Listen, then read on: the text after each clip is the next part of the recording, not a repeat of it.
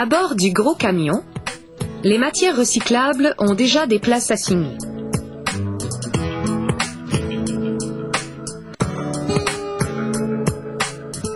Papier et carton dans un compartiment, verre, plastique et métal dans un autre.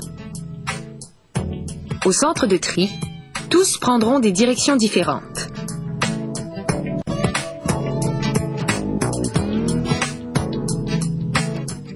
On élimine tout d'abord les passagers clandestins, le plastique, le métal et le verre qui se sont retrouvés par erreur parmi le papier et le carton. Puis, on séparera carton ondulé et papier journal des autres types de papier. Sur le tapis roulant qu'empruntent le verre, le métal et le plastique, on traque d'autres intrus. Les items encombrants comme les contenants de plusieurs litres. Un aimant géant attire tout ce qui est métallique, à part l'aluminium. Un autre petit tri pour les cartons de lait et de jus, l'aluminium, les plastiques, le verre transparent et le verre de couleur. Pour la suite du voyage, les passagers de chaque catégorie seront un peu tassés. On les emmaillote comme de gigantesques balles de foin. Direction, l'entrepôt. Ils resteront là jusqu'à ce qu'ils trouvent preneur.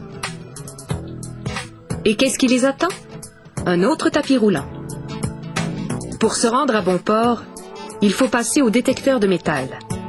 Des aimants se chargent d'enlever les petits morceaux de métal restants. Puis la déchiqueteuse s'en donne à cœur joie.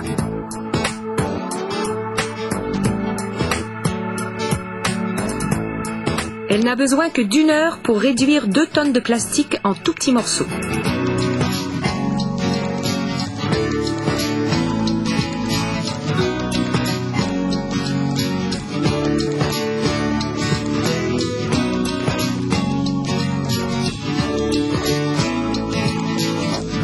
Les défunts contenants sont méconnaissables. Il faut maintenant les nettoyer. Comment? Avec de l'eau et un bon frottement. Les résidus les plus tenaces vont couler au fond, tandis que les flocons de plastique remontent à la surface. On filtrera ensuite l'eau sale pour l'utiliser encore et encore. Après avoir été séché à l'air chaud, le plastique se fait compacter dans de gros silos. Il fait 160 degrés Celsius à l'intérieur. Une chaleur suffisante pour faire fondre le plastique et fusionner tous ces morceaux qui se font écraser.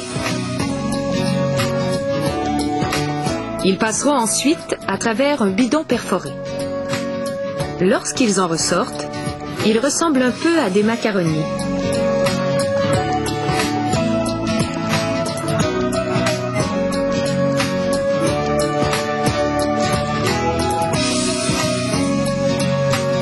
On peut maintenant officiellement parler de plastique recyclé, qu'on fera fondre une fois de plus pour en faire des petites pastilles. Une autre trempette,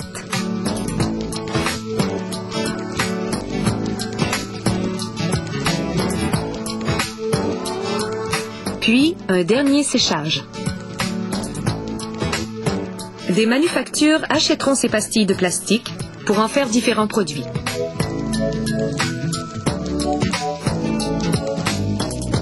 Ici, on en fait des palettes très utiles dans les entrepôts. Il suffit de les mettre dans un moule, puis de chauffer à 230 degrés Celsius durant 7 ou 8 minutes. En 3 fois moins de temps que ça, on peut fabriquer un bac de recyclage. De quoi approvisionner l'usine en matières premières pour bien des années.